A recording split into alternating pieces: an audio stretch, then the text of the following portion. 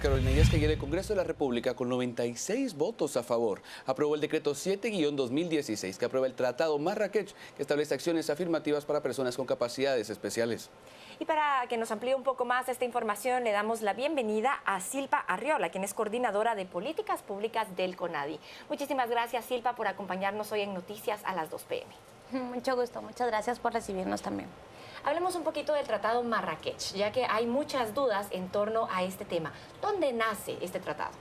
Sí, el Tratado de Marrakech es una iniciativa que viene de la Unión Mundial de Ciegos.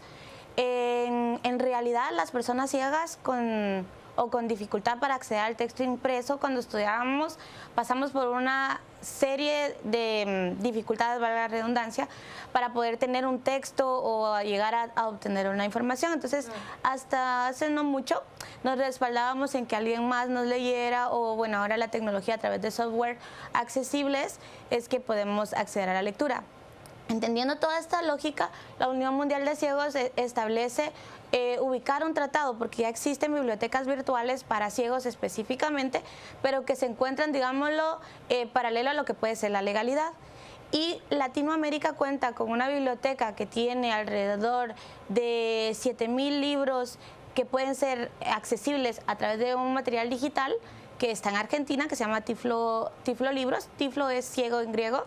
Entonces, solo las personas ciegas de América Latina podemos acceder a esa biblioteca, pero no podemos acceder, por ejemplo, a la biblioteca que tiene Europa en la Organización Mundial de Ciegos Españoles, porque es un circuito cerrado para ciegos europeos. Entonces, el tratado básicamente considera poder hacer esa transferencia de los textos que tenemos acá con los que puedan tener otros países, otras regiones. Entonces, así es como nace la idea de ubicar el Tratado de Marrakech. Y cuéntanos un poco cómo ha sido la lucha dentro del CONADI para lograr al fin la aprobación del tratado. El tratado llega a Guatemala para poder ser ratificado a finales de 2013. En el año 2014, prácticamente a principios estaba dormido el tratado en el Ministerio de Economía. Empezamos a hacer todo un cabildeo para poderlo sacar de allá, transferirlo a la presidencia.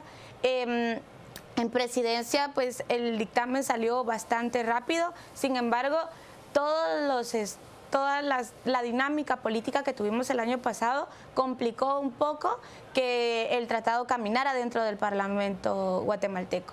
Entonces, digamos, nosotros contamos con un plan de acción de la aplicación de Marrakech en Guatemala. Entonces, en nuestra planificación como CONADI y como Movimiento de Personas con Discapacidad Visual, teníamos la panorámica que en septiembre contábamos nosotros con el Tratado de Marrakech ratificado acá.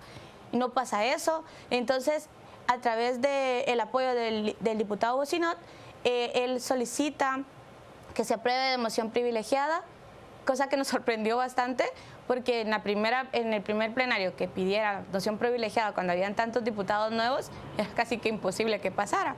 Y así pasó, pero la verdad que ha sido de cabildear con diputados. El primer enfrentamiento fue con el diputado Linares Beltranena, porque estableció que éramos un grupo muy minoritario para poder aprobar un tratado como ese. Y sin embargo, logramos acercarnos a él, platicarle, explicarle cómo era la problemática, lo mucho que el Comité Pro Ciegos aporta en este tema, y que en realidad no estamos, o el Estado guatemalteco no se verá afectado, porque era su preocupación en temas económicos, porque ya el Comité Pro Ciegos tiene un sistema montado de cómo reproducir libros accesibles.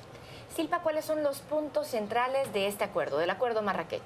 El principal es crear una red. Hoy por hoy, Guatemala cuenta con 2 centros de producción, que es el Ministerio de Educación y el Comité Pro Ciegos y Sordos. En este momento, ya ratificado Marrakech en Guatemala, pues procede a crear un convenio de cooperación entre estas 2 instituciones, para que se puedan intercambiar los textos que ya tienen y no seguir duplicando esfuerzos como hasta este momento se ha venido haciendo. Entonces, el Ministerio de Educación ya puede tener una base en común con la unidad de producción bibliográfica del comité, y que no se sigan reproduciendo de esa manera otros textos parecidos. La segunda acción es crear una red a nivel latinoamericana con otras instituciones que también tienen producción bibliográfica. Regularmente son instituciones que atienden a personas con discapacidad visual. Y lo más importante es la legalidad de bibliotecas virtuales específicamente para personas ciegas. Eso es lo más importante en este momento, y que los autores pueden ceder sus derechos para que sus libros puedan ser leídos por personas con discapacidad visual a través de formatos que solo las personas con discapacidad visual pueden utilizar. Sí. Silpa, ¿cuál ha sido el desarrollo del Tratado de Marrakech en otros países que ya lo han ratificado? ¿Cómo les ha funcionado? Muy contenta puedo decir que América Latina se ha impulsado a través de la Unión Latinoamericana de Ciegos. Hemos venido trabajando como que a paso de hormigas. Entonces, conformamos delegaciones en cada país de Latinoamérica. Entonces, los ciegos de cada país hicieron su cabildeo, lograron en algún momento la ratificación. La región centroamericana, a excepción de Costa Rica, todos ya somos parte de Marrakech en este momento. Hasta el momento tenemos 13 países que ya culminaron con el proceso de ratificación, o sea que ya depositaron en la OMPI. Guatemala se queda en la cola con 5 países más, que solo nos falta hacer nuestro trámite de depósito, y con ese ya tendríamos 18 países que hoy por hoy han ratificado Marrakech. Nos faltan 2 para que Marrakech sea una norma vigente internacional. Silpa, tú nos comentabas que uno de los principales problemas que tuvieron, o dificultades o retos, fue dentro del Congreso de la República, ya que decían que era un grupo muy pequeño el que se vería beneficiado con este tratado. ¿Cuántas personas se van a ver beneficiadas en Guatemala con la aprobación del Tratado de Marrakech? Algo en lo que sí podemos darle la razón al diputado Beltranena es que en realidad no tenemos estadísticas que sean fiables. Pero eso no es problema de las personas con discapacidad visual. Claro. No tenemos, o sea, contamos con una estadística de 2005 que fue muy desactualizada, que penosamente no cuenta poblaciones de los 0 a los 5 años de edad, y que fue hace 10 años. Entonces, hoy por hoy esas personas ciegas podrán tener 15 años y no están registradas. Y se encuentran en una población que está en un proceso educativo. Esa encuesta de 2005 reflejó que las personas con discapacidad visual éramos alrededor de 100,000 personas en 2005. Sin embargo, hay factores que agudizan o que aceleran la pérdida o que una persona adquiera una condición de discapacidad visual, como lo puede ser la diabetes, al obtener una retinopatía diabética, o los embarazos de adolescentes generan que los niños que nacen de estas madres desarrollen una retinopatía neonatal. Entonces son factores que predominan en el adquirir una discapacidad visual. Y también ayer hablábamos con la presidenta del Comité Pro Ciegos, y uno de los factores que ellos tienen hoy por hoy en los centros de rehabilitación son personas ciegas a consecuencia de la violencia, que por lo que pudimos ver en el enlace, una balacera, por un balazo se quedaron ciegos. Entonces esos son otros factores con los que podemos decir suman al crecimiento de la población con discapacidad. Entonces, al momento de no tener políticas que puedan frenar esta situación, pues nos vemos únicamente con decir, bueno, es una población que está en aumento, pero que definitivamente no podemos verificar con un dato específico. Silvia, ¿qué otra legislación reglamentaria o complementaria se podría ahora conocer por el Congreso y que ustedes hayan apoyado? Hay varias situaciones. Por ejemplo, el Tratado de Marrakech ahora nos representa un desafío. Sentarnos, hablar sobre la ley de propiedad intelectual en Guatemala. Es necesario modificarla para que esté empatado con lo que establece el Tratado de Marrakech, que forma parte del plan de acción que tenemos acá en Guatemala. También es importante revisar la política nacional en discapacidad. También algo que sí es muy importante recalcar es que el Tratado de Marrakech no solo beneficia a personas ciegas.